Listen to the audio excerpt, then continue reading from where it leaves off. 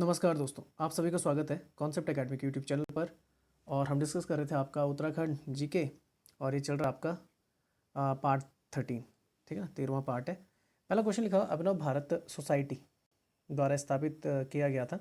अगर अभिनव भारत सोसाइटी की बात करें, वी डी सावरकर 1904 उनके द्वारा फॉर्म था, ये आपने याद रखना है। लिखा हुआ है अभिनव भारत, वी डी सावरकर या विनायक दामोदर सावरकर का जन्म कब हुआ था?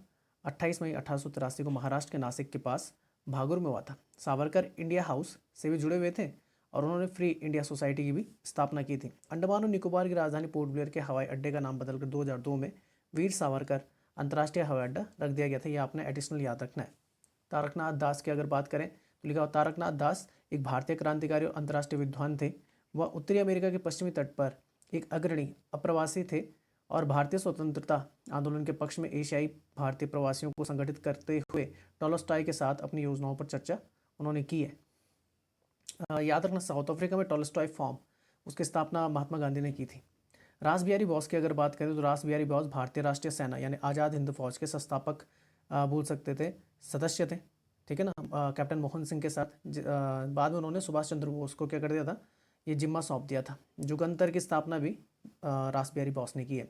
चंद्रशेखर आज़ाद की अगर बात करें तो बोल सकते हैं HRA, जो हिंदुस्तान रिपब्लिक एसोसिएशन, जिसकी स्थापना 1924 में हुई थी, उसके बोल सकते हैं संस्थापक सदस्य थे। और बाद में जाके HSRA भी फॉर्म करते हैं 1928 में जाके। इसका नाम रहता है हिंदुस्तान सोशलिस्ट रिपब्लिक एसोसिएशन। और काकोरी कांड जो आपका हुआ था उससे भी संबंधित है। निम्न में से कौन सा भारत का पहला राष्ट्रीय उद्यान है? आप जानते ही हैं, जिम कॉर्बेट 1936। और पहला टाइगर रिजर्व भी था, ये भी आपने याद रखना, 1973 में प्रोजेक्ट टाइगर के थ्रू। तो लिखा हुआ है, जिम कॉर्बेट राष्ट्रीय उद्यान बड़े कॉर्बेट टाइगर रिजर्व का एक हिस्सा है, जो एक प्रोजेक्ट टाइगर रिजर्व आपके उत्तराखंड के नैनीताल जिले में आपको देखने को मिलेगा। कॉर्बेट का जादुई परिदृश्य बाघों की समृद्धि के लिए प्रसिद्ध है। 1936 में हेली राष्ट्रीय उद्यान के रूप में स्थापित किया गया था। कॉर्बेट को भारत का सबसे पुराना और सबसे प्रतिष्ठित राष्ट्रीय उद्यान होने का गर्व, बोल सकते हो, गौरव प्राप्त है। इसे उस स्थान के रूप में भी सम्मानित किया जा चुका है जब प्रोजेक्ट टाइगर पहली बार 1973 में यहाँ पर लॉन्च किया गया था। इस अद्वितीय बाघ क्षेत्र को उस जनक के रूप में जाना जाता है जिसने भारत में सबसे लुप्तप्राय प्रजातियां, जिन्हें भारत के रॉयल टाइगर्स कहा जाता है, की रक्षा के लिए प्रोजेक्ट टाइगर को क्या किया, जन्म दिया था। 520 वर्ग किलोमीटर क्षेत्र में ये आपका फैला हुआ है। यहाँ पर आपको पहाड़ियाँ, दलदली अवसाद, नदी किनारे, बोल सकते हैं नदियाँ, मैदान, सारी बोल सकते हैं झीलें आपको देखने को मिलेंगी। भारत के कुछ बाघ अभ्यारण्यों में से एक है जो रात भर राष्ट्रीय उद्यान में रहने की अनुमति देता है। पार्क में प्रकृति और वन्य जीवों देखने का खुली चौपाइयाँ जीप और हाथी की पीठ पर किया जा सकता है। तो सफारी है यहाँ पर, सफारी जंगल जिसे बोलते हैं, जंगल सफारी। बाघों की स्वस्थ आबादी और बिलाव जैसी दुर्लभ प्रजातियां और स्थानिक मछली खाने वाले मगरमच्छों को आश्रय देता है। राष्ट्रीय उद्यान वन्यजीव प्रेमियों के लिए सबसे अधिक मांग वाले स्थानों में से एक है। विस्तृत पाटिल दून घाटी की सीमा पर स्थित टिकाला सबसे लोकप्रिय के गंतव्य है। नामदफा राष्ट्रीय उद्यान की अगर बात करें अरुणाचल प्रदेश में, आप याद रखना। और उसके अलावा दुधवा नेशनल पार्क की अगर बात करें, ये आपका उत्तर प्रदेश में। और गुंडई नेशनल पार्क की अगर बात करें तो ये आपका तमिलनाडु में, ये आपने याद रखना है। नेक्स्ट आता है, मनुष्य स्वभाव से एक सामाजिक पशु है, ये कौन कह रहे हैं? तो ये अरस्तु ने कहा था। तो एक पृथक जीवन मनुष्य के लिए असहनीय है और वह अलगाव में एक असामान्य व्यक्ति के रूप में विकसित नहीं हो सकता। इस तथ्य का सार यह है कि मनुष्य हमेशा किसी न किसी प्रकार के समाज से जुड़ा रहा है, जिसके बिना उसका अस्तित्व ही नहीं रह सकता। समाज उसकी सभी जरूरतों को पूरा करता है और उसे सुरक्षा प्रदान करता है। उसे जन्म लिया, बढ़ता है, समाज में रहते हैं और मरते हैं। समाज के बिना उसका जीवन पानी से बाहर मछली की तरह है। यही कारण है कि प्रसिद्ध यूनानी दार्शनिक अरस्तु ने 2300 यानी 2300 से भी अधिक वर्षों पूर्व, बोल सकते हैं, टिप्पणी की थी कि मनुष्य एक सामाजिक पशु है। वह जो समाज के बिना रहता है या तो जानवर है या तो फिर भगवान है। इसलिए मनुष्य की मिलनसारिता या सामाजिकता ही मनुष्य के समाज में रहने का मुख्य कारण है। मनुष्य अपने सभी सामाजिक गुणों को समाज से ही सीखता है, इसलिए मनुष्य और समाज के बीच काफ़ी घनिष्ठ संबंध होते हैं। ऑगस्टे कॉम्टे की अगर बात करें तो लिखा हुआ समाजशास्त्र, बोल सकते हैं, वह समाजशास्त्र की अवधारणा को प्रस्तावित करने वाले पहले व्यक्ति थे। उन्होंने इन अपरिवर्तनीय कानूनों की खोज के लिए 3 बुनियादी तरीकों की पहचान की थी। अवलोकन, प्रयोग और तुलना को इसके 3 चरण के कानून के लिए भी जाना जाता है। ये 3 चरण धार्मिक, आध्यात्मिक और सकारात्मक थे। ऑगस्टे कॉम्टे का जन्म मॉन्ट्रियो, बोल सकते हैं, मॉन्ट पेलियर फ्रांस में हुआ था। हर्बर्ट स्पेंसर आते हैं, वह एक अंग्रेजी दार्शनिक थे जिन्होंने सामाजिक डार्विनवाद नामक दर्शन शुरू किया था। उनका दृढ़ विश्वास था कि इसे मानव समाज और डार्विन के विकासवाद के सिद्धांत के उत्साही समर्थक पर भी लागू किया जा सकता है। उत्तराखंड में ब्रास सिटी, ये आपको देखने को मिलेगी रुद्रपुर है, आई थिंक सो, नहीं रुद्रपुर नहीं है, आपका अल्मोड़ा है, ठीक है ना। ब्रास सिटी आपकी, ठीक है। ब्रास जो होता है आपका, ब्रास जो होता है आपका, ये दो चीज़ों से मिलके बनता है। तो एक तो इसमें कॉपर हो जाता है आपका, और इसमें साथ ही साथ आपका इसमें डलता है आपका, एक होता है ब्रॉन्ज और एक होता है ब्रास। तो कॉपर प्लस, इसमें इसमें ब्रॉन्ज में होता है कॉपर प्लस टिन, ठीक है ना। और ब्रास में क्या होता है यार, कॉपर, लिखा होगा पीतल ना, पीतल बोलते हैं, कॉपर प्लस मेरे दिमाग से हट रहा है यार, कॉपर होता है, ब्रॉन्ज में तो टिन होता है उसके साथ। और ब्रास में अगर देखें क्या होता है यार,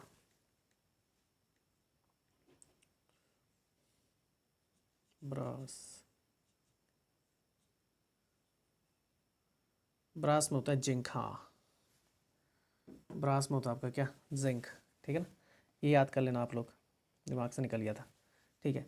तो ब्रास सिटी अल्मोड़ा को कहा जाता है, लिखा हुआ उत्तराखंड में ब्रास सिटी को अल्मोड़ा में स्थापित किया जा रहा है। अल्मोड़ा एक नगर पालिका बोर्ड और उत्तराखंड राज्य का एक छावनी शहर है। इसकी स्थापना 1568 में कल्याण चंद ने चंद वंश के शासन के दौरान की थी। इससे पहले यह क्षेत्र कत्यूरी राजा भाई चलदेव के नियंत्रण में था, जिन्होंने अल्मोड़ा का एक हिस्सा श्री चंद तिवारी को दान कर दिया था। उत्तराखंड को पहला पीतल शहर अल्मोड़ा के मरचूला में जमीन पर है। सरकार ने इसके लिए 11 करोड़ रुपए की व्यवस्था की है।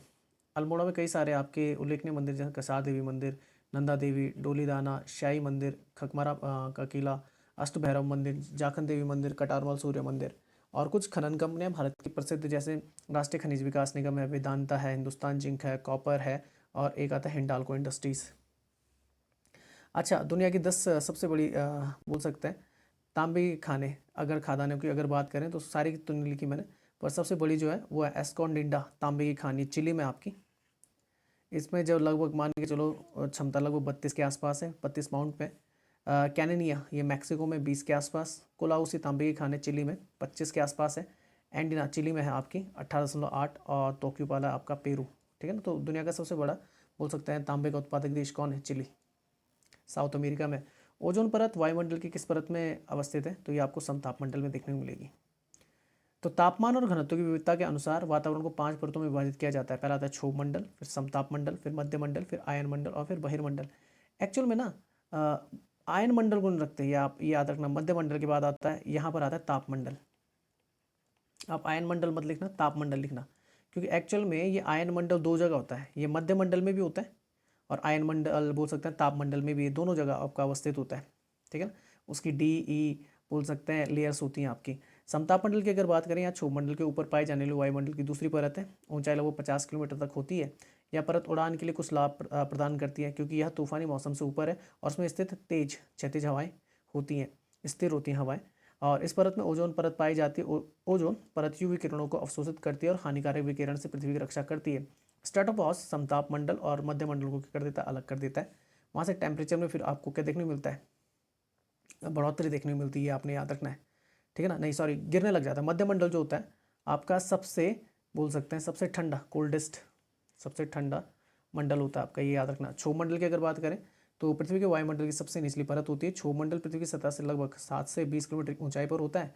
इस परत के भीतर सभी मौसमी घटनाएं होती हैं। प्रत्येक 165 मीटर ऊंचाई पर जाने पर लगभग 1 डिग्री सेल्सियस की क्या आती है, कमी देखने को मिलती है। ट्रोपोपॉज क्या करता है, आपका क्षोभ मंडल को समताप मंडल से अलग कर देता है। मध्य मंडल की अगर बात करें तो मध्य मंडल समताप मंडल के ऊपर पाया जाता है। यह वायुमंडलीय परतों में सबसे ठंडी है। मध्य मंडल पृथ्वी की सतह से 50 किलोमीटर ऊपर और 85 किलोमीटर तक ये जाता है, और लगभग यहाँ पर टेम्परेचर -100 डिग्री सेल्सियस तक भी पहुँच जाता है। इस परत में उल्काएं जलने लग जाती हैं। ये याद रखना, आप कई बार पूछा था मीटियोर कहाँ से जलना स्टार्ट हो जाते हैं, मेसोस्फीयर से जलने स्टार्ट हो जाते हैं, ये इंपॉर्टेंट लाइन है। ऊपरी सीमा को मेसोपॉज कहा जाता है, जो मध्य मंडल और भाई वायुमंडल को क्या कर देता है, अलग कर देता है, ठीक है ना। तो आयन मंडल आता है, यह परत मेसोपॉज के ऊपर 80 से 400 किलोमीटर तक पाई जाती है। पृथ्वी से प्रसारित होने वाली रेडियो तरंगें इस परत से परावर्तित होती हैं। ऊंचाई के साथ तापमान बढ़ता है। इस परत में ऑरोरा और उपग्रह पाए जाते हैं आपके। बहिर्मंडल की बात करें, सबसे भारी परत है यह क्षेत्र जहां अणु और परमाणु अंतरिक्ष में पलायन करते हैं, बहिर्मंडल कहलाता है। बाह्य वायुमंडल के शीर्ष से 10,000 किलोमीटर तक ये फैला हुआ है। सबसे नीचे आता है ट्रोपोस्फेयर, फिर आता है स्ट्रेटोस्फेयर, फिर आता है मेसोस्फेयर, फिर आता है थर्मोस्फेयर, और इन दोनों में आता है आपका आइनोस्फेयर, और फिर आता है एक्सोस्फेयर। और याद रखना लगभग लगभग अगर आप देखें तो यहाँ से मेसोस्फेयर से आपका लगभग 100 किलोमीटर ऊपर अगर देखा जाए पृथ्वी सतह से, तो एक कर्मन लाइन आती है, जिससे क्या जहाँ माना जाता है कर्मन लाइन होती है, ये लगभग 100 किलोमीटर ऊपर होती है पृथ्वी सतह से। तो इसको माना जाता है, यहीं से क्या स्पेस माना जाता है कि अंतरिक्ष स्टार्ट हो जाता है आपका। उत्तराखंड में किस प्रकार के रेशम का उत्पादन होता है? शहतूत, तसर और मूंगा, तीनों प्रकार के बोल सकते हैं आपके रेशम का उत्पादन उत्तराखंड में देखने को मिलता है। तो उत्तराखंड राज्य एकमात्र ऐसा राज्य है जो सभी 4 प्रकार के कोकून यानी शहतूत, ओक तसर, मूंगा और इरिकल्चर का उत्पादन कर रहा है। लेकिन उत्तराखंड को अंतर्राष्ट्रीय ग्रेड के उच्च गुणवत्ता वाले बाइवोल्टाइन कोकून के कारण भारत में बाइवोल्टाइन रेशम का कटोरा भी के रूप में भी जाना जाता है, ये याद रखना। जो सबसे बेहतर क्वालिटी का रेशम माना जाता है बाइवोल्टाइन। उत्तराखंड राज्य में रेशम का उत्पादन एक लंबा पारंपरिक और महान इतिहास रहा है। बताया जा सकता है कि कैप्टन हटन ने वर्ष 1858 में मसूरी की पहाड़ियों में रेशम उत्पादन की शुरुआत की, और मैसर्स लिस्टर एंड कंपनी ने देहरादून हरिद्वार रोड के एक गांव में रेशम का व्यावसायिक उत्पादन शुरू किया था, जिसके बाद इसे रेशम मजारी नाम दिया गया था। इनमें से कौन सा सुनामी प्रभावित क्षेत्र का हिस्सा नहीं? सुनामी आती है तटवर्तीय क्षेत्रों में, तो बर्मा म्यांमार का तटीय क्षेत्र यहाँ पर होगा, गुजरात का तटीय क्षेत्र आ सकती है, बंगाल का तटीय क्षेत्र आ सकता है, तो आंसर हो जाएगा इनमें से कोई नहीं।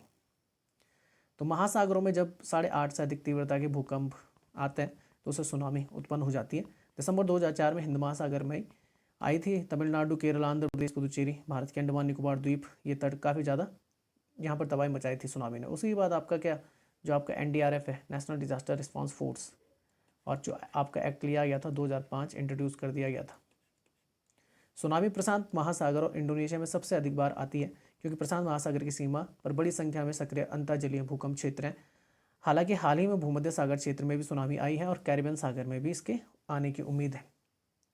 26 दिसंबर 2004 की सुनामी ने दक्षिण प्रायद्वीपीय भारत के तटीय क्षेत्रों को काफ़ी प्रभावित किया था। सुनामी में भारत की मुख्य भूमि के लगभग 8,835 मानव जीवन खो चुके थे, मतलब लगभग 9,000 के आसपास मरे थे। 86 लोगों के लापता होने की सूचना दी गई थी। सरकार ने देश के पूर्वी तट पर उन क्षेत्रों की एक सूची पहचान की जो सुनामी के लिए अत्यधिक संवेदनशील है, जैसे पुरी, काकीनाडा, मछलीपट्टनम, निजामपट्टनम, वट्टापलेम, चेन्नई, कुडलौर, पुदुचेरी, रामेश्वरम, थूथुकुड़ी, अलापुझा, चवारा और कोची।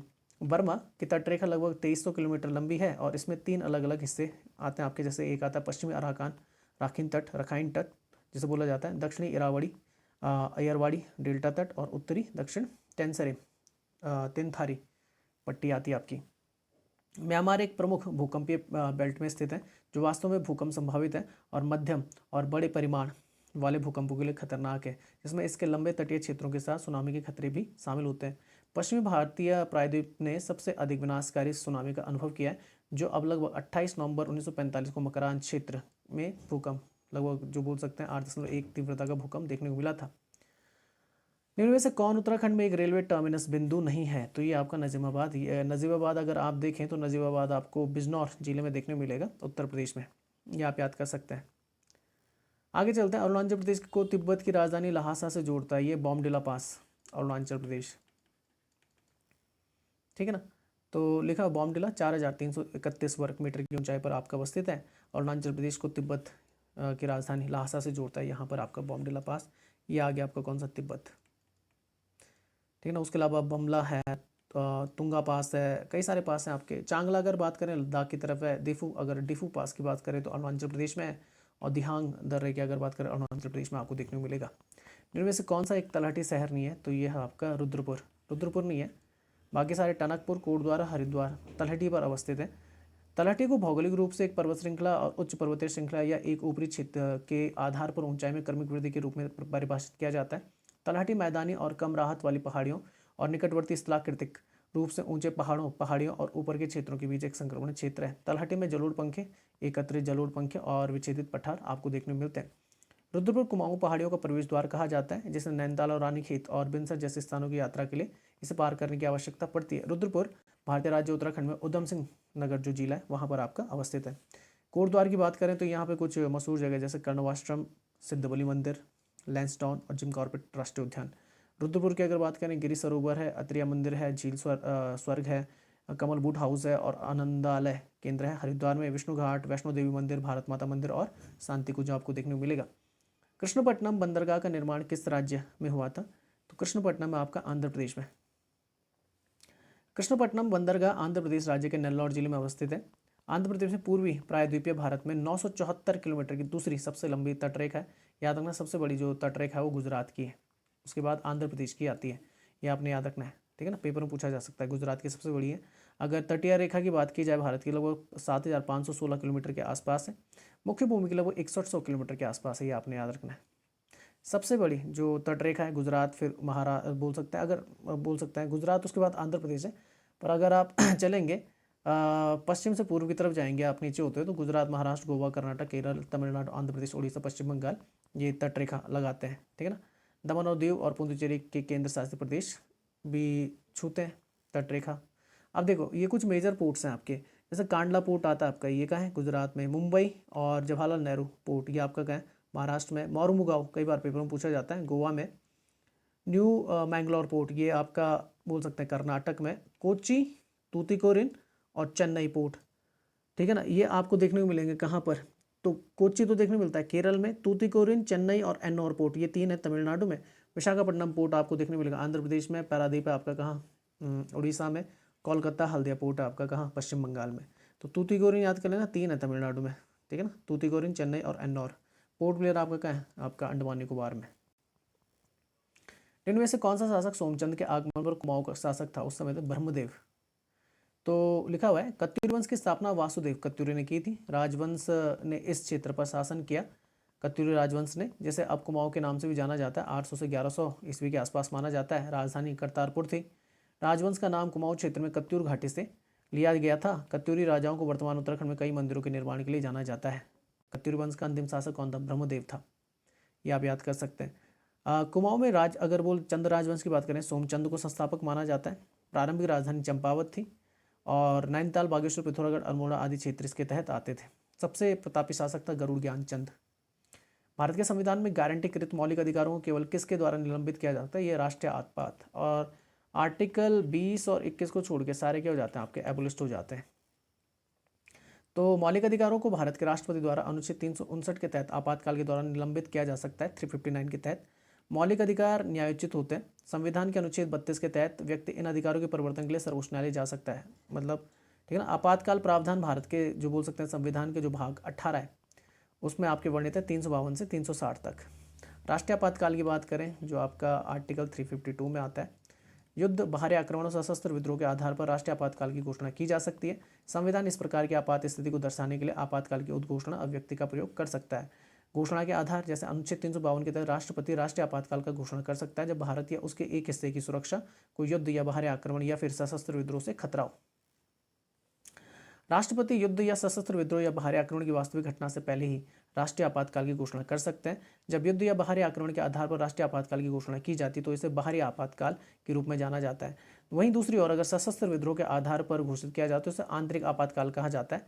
ठीक है ना। सशस्त्र विद्रोह 44वें संविधान संशोधन के द्वारा आंतरिक अशांति की जगह लिया गया था।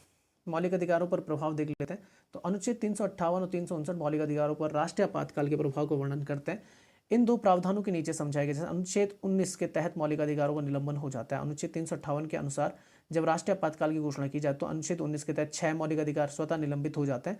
आपातकाल की समाप्ति के बाद अनुच्छेद 19 स्वतः ही क्या हो जाता है? पुनर्जीवित हो जाता है।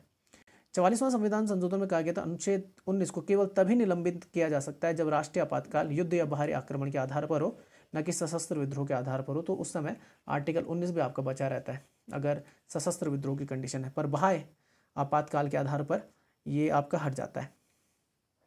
ये आप याद कर सकते हैं, ठीक है ना। उसके अलावा 44वां संविधान संशोधन अनिवार्य करता है कि जो राष्ट्रपति अनुच्छेद 20 और 21 द्वारा गारंटीकृत मौलिक अधिकारों के परिवर्तन के लिए अदालत जाने के लिए अधिकार को निलंबित नहीं कर सकते। तो 20 और 21 बच जाता है। 20 में जो होता है आपका क्या होता है, जो आपका बोल सकते हैं गिरफ्तारी से संबंधित है, और 21 आपका जीवन जीने का अधिकार है आपका। खलंगा देहरादून में एंग्लो गोरखा की लड़ाई में ब्रिटिश सेना का नेतृत्व कौन कर रहे थे? तो ये थे मेजर जनरल गिलेस्पी। तो लिखा हुआ है सीमा विवादों और दोनों जुझारू लोगों के महत्वाकांक्षी विस्तारवाद के परिणाम स्वरूप नेपाल के गोरखा किंगडम और ब्रिटिश ईस्ट इंडिया कंपनी के बीच एंग्लो नेपाली युद्ध लड़ा गया।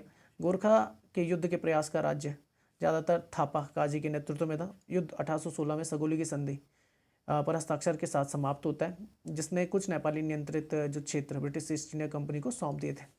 मेजर जनरल ग्लेस्पी की अगर बात करें तो लिखा एंग्लो नेपाली युद्ध में उन्होंने खलंगा में एक नेपाली पहाड़ी किले पर हमला करने के लिए एक कॉलम का नेतृत्व किया, जो गोरखा जवाबी हमले को स्पंदित करता है। एंग्लो नेपाली युद्ध में जब एक गोरखा ने उसे दिल के रास्ते गोली मार दी तो उसकी क्या हो गई थी, मौत हो गई थी। उनके अंतिम शब्द डाउन के सम्मान के लिए एक शॉट अधिक British east India company army में बहुत प्रसिद्ध था। ऑक्टरलॉनी की अगर बात करें, वो भारत में ईस्ट इंडिया कंपनी में सैन्य अधिकारी थे। उन्होंने दिल्ली के मुगल दरबार में ब्रिटिश निवासी का शक्तिशाली पद धारण किया हुआ था। एंग्लो नेपाली युद्ध में उन्हें काठमांडू पर अपने अग्रिम में मुख्य बल की कमान दी गई थी और कोरिया घाट दर्रे पर गोरखाओं को उन्होंने मात दे दी थी। अंतर्राष्ट्रीय न्यायालय का ये आपको हैक नीदरलैंड में देखने को मिलेगा। स्थापना हुई थी जून 1945 को, संयुक्त राष्ट्र के विशेषाधिकार द्वारा स्थापित किया गया था और अप्रैल 1946 में इसने काम करना शुरू कर दिया था। अंतर्राष्ट्रीय न्यायालय की आधिकारिक जो कामकाजी भाषाएं वो दो हैं, अंग्रेजी और फ्रेंच। इसे राज्यों द्वारा प्रस्तुत कानूनी विवादों को निपटाने और संयुक्त राष्ट्र निकायों और एजेंसियों से कानूनी सवालों पर सलाहकार राय देने का प्रभार। अब एक चीज़ याद रखना, इसमें होते हैं टोटल मिला के आपके कितने जज, 15 जज होते हैं और कार्यकाल होता है 9 साल का, ठीक है ना। नीदरलैंड की राजधानी एम्स्टर्डम है और मुद्रा चलती है यूरो। विश्व बैंक की अगर बात करें तो वाशिंगटन डीसी में हेडक्वार्टर, यूनेस्को का पेरिस में, यूनिसेफ का न्यूयॉर्क में, WTO वर्ल्ड ट्रेड ऑर्गेनाइजेशन का जेनेवा में और वर्ल्ड हेल्थ ऑर्गेनाइजेशन का भी जेनेवा स्विट्जरलैंड में आपको देखने को मिलेगा। भारतीयों के लिए रेशम मार्ग की शुरुआत की थी, ये थे कुषाण वंश के प्रतापी शासक कौन, कनिष्क, ठीक है ना। तो राजा कनिष्क ने भारतीयों के लिए रेशम मार्ग शुरू किया। भारतीयों के लिए महान रेशम मार्ग कनिष्क द्वारा खोला गया था। रेशम मार्ग की स्थापना चीन के हान राजवंश के शासनकाल के दौरान हुई थी। रेशम मार्ग या चीन को पूर्वी यूरोप के भूमध्य सागरीय देशों और मध्य एशिया से जोड़ता था और ये भारत से होकर गुजरता था। कनिष्क कुषाण साम्राज्य के सबसे शक्तिशाली शासक थे। उनके साम्राज्य की राजधानी क्या, पुरुषपुर, पेशावर, जो आपका पाकिस्तान में पड़ता है, वो थी। कनिष्क के शासनकाल में बौद्ध धर्म को महायान और हीनयान में विभाजित कर दिया गया था, चौथी बौद्ध संगति। और 78 ईस्वी के बोल सकते हैं आसपास उन्होंने शक संवत की स्थापना कर दी थी। कनिष्क के दरबार में प्रसिद्ध कवि थे जैसे अश्वघोष थे, जिन्होंने बुद्ध चरित्र लिखी हुई थी, ठीक है ना, ये आप याद कर सकते हैं। हर्षवर्धन की अगर बात करें 7वीं शताब्दी के प्रमुख शासक हैं आपके, ठीक है ना। और साम्राज्य मध्य भारत नर्मदा नदी तक फैला हुआ था। 3 कीर्तियाँ इनकी खुद लिख रखी हैं, रत्नावली, प्रियदर्शिका और नागानंद, कई बार पेपरों में पूछी जाती है। अशोक की बात करें 304 ईसा पूर्व में पाटलिपुत्र में इनका जन्म होता है। मौर्य राजवंश के तीसरे और सबसे प्रतापी शासक हैं, चंद्रगुप्त के पोते और बिंदुसार के बेटे हैं। फायान की बात करें तो फायान चंद्रगुप्त बोल सकते हैं विक्रमादित्य के समय भारत आए थे, ये आपने याद रखना है, ठीक ना। फायान। केंद्रीय बजट 2021 में केंद्रीय विश्वविद्यालय की स्थापना की घोषणा की गई थी, ये लद्दाख में घोषणा की गई थी, आपने याद रखना है। तो लिखा नया केंद्रीय विश्वविद्यालय लेह लद्दाख में स्थापित किया जाएगा, ठीक है। और कुछ है, भारत में 100 नए सैनिक स्कूलों का गठन, राष्ट्रीय शिक्षा नीति 2020 के तहत 15,000 से अधिक स्कूलों को मजबूत करना है, तो ये आप याद करना। लद्दाख भारत का एक नवगठित केंद्र शासित प्रदेश है। कब गठन हुआ था, 31 अक्टूबर 2019 को भारत के संघराज्य क्षेत्र के रूप में घोषित किया गया था। और लेह लद्दाख केंद्र शासित प्रदेश की क्या है, राजधानी, ये आप याद करें। और राधाकृष्ण माथुर क्या है, लेफ्टिनेंट गवर्नर है लद्दाख के। गोरखा शासन के दौरान शुभ अवसर और विवाह समारोह में कौन सा कर लगाया जाता था, ये था टीका भेंट। लिखा टीका भेंट कर शुभ अवसर पर और गोरखा शासन के दौरान विवाह समारोह पर लगाया जाता था। गोरखा साम्राज्य 24 राज्यों के परिसंघ में एक राज्य था, जिसे भारतीय उपमहाद्वीप वर्तमान पश्चिमी नेपाल में 24 राज्य के रूप में जाना जाता था। गोरखा साम्राज्य की स्थापना लमजुंग साम्राज्य के राजा यशोवर्मा शाह के दूसरे पुत्र राजकुमार द्रव्य शाह ने 1559 में खड़गा प्रमुखों की जगह की थी। कुछ कर लगाए गए थे इनके द्वारा। पगड़ी कर था, जमीन के स्थानांतरण में जमीन लेने वाले को कर देना होता था। मंगा होता था, युद्ध के दौरान भी प्रत्येक युवक से 1-1 रुपया लिया जाता था। सुबंगी दस्तूर, हर जमीन के लिए 1 रुपया। सोनिया फागुन, त्योहार के समय का कर। मारो कर, जिस व्यक्ति का कोई पुत्र नहीं होता था उससे ये कर लिया जाता था। गोरखा शासन में गांवों को 3 प्रकार के वार्षिक कर देने होते थे। एक होता था परिपक्व व्यक्ति के लिए कर, व्यक्ति के लिए कर और प्रत्येक गांव के लिए कर। एक होता था पुनागरी, यह गोरखा शासन में भू राजस्व कर संग्रह प्रणाली थी। सलामी होती थी, एकल भरण वह करदाता होते थे जो अविवाहित होते थे और किसी अन्य कर्म स्थापन स्थिति के लिए योग्य नहीं होते थे। तिमारी होता था, जो फौजदा को 4 आना और सूबेदार को 2 आना के रूप में दिया जाता था, तिमारी कर। हरे रंग का पदार्थ जो पौधों में प्रकाश संश्लेषण का कार्य करता है, पर्णहरित, ठीक है ना, क्लोरोफिल, ये आप याद करना। तो प्रकाश संश्लेषण आप जानते हैं क्रिया जो होती है उसमें क्या होता है, प्रकाश संश्लेषण क्रिया में कार्बन डाइऑक्साइड उसके साथ पानी के 6 आपके बोल सकते हैं अणु और किसकी बोल सकते हैं सूर्य की उपस्थिति होनी चाहिए और क्या बन जाता था, ग्लूकोज बना देते हैं पौधे। साथ ही साथ 6 अणु निकालते हैं किसके, आपके ऑक्सीजन के, और एनर्जी निकलती है। तो पौधों का रंग हरा किस कारण से होता है, क्लोरोफिल, उनमें एक पिगमेंट होता है, उसके द्वारा उनमें ये पाया जाता है, ये आपने याद रखना है। वैदिक काल उत्तराखंड पर किस जन ने शासन किया था, यह था तुत्सु, ये जरूर याद रखना है, उत्तराखंड पे तुत्सु ने किया था। पढ़ लेते वैदिक काल या भारत के इतिहास के उत्तरार्ध में कांस्य युग और प्रारंभिक लोही युग की अवधि के बीच का है, जब वेदों की रचना और उत्तरी भारतीय उपमहाद्वीप में हो रही थी। इससे जुड़ी संस्कृति को वैदिक सभ्यता के रूप में जाना जाता है। इसके प्रारंभिक चरण में प्राचीन भारत के विभिन्न राज्यों का गठन देखा गया, और उसके बाद के चरण इसने महाजनपदों का उदय देखा, और मौर्य साम्राज्य द्वारा यह सफल रहा। तुत्सु की अगर बात करें तो भरत गोत्र का है, और इसका उल्लेख ऋग्वेद के 7वें मंडल में आपको देखने को मिलता है। राजा सुदास के अधीन उन्होंने दसरा के युद्ध जो बोला जाता है, 10 राजाओं के साथ जो युद्ध होता है, तो उसमें वो जीत जाते हैं। पुरु की बात करें तो एक ऋग्वेदिक जनजातियों का परिसंघ था। पुरु और भरत ऋग्वेद के अधिकांश में 2 सबसे प्रमुख जनजातियां थीं। पुरु ने भारत के राजा सुदास के खिलाफ कई अन्य समूहों को लामबंद कर दिया, लेकिन 10 राजाओं के युद्ध में वो हार गए थे। पांचाल की अगर बात करें तो उत्तर भारत का एक प्राचीन राज्य था, जो ऊपरी गंगा मैदान के गंगा यमुना दोआब क्षेत्र में अवस्थित था। उत्तर वैदिक काल के दौरान यह प्राचीन भारत के सबसे शक्तिशाली राज्यों में से एक था, जो कुरु राज्य के साथ निकटता से संबंधित था। पंडाल ने ऊपरी हिमालय और गंगा नदी के बीच कुरुक्षेत्र के पूर्व में देश पर कब्जा कर लिया था। ठीक है, इस वीडियो को यहीं तक रखते हैं। जय जय भारत।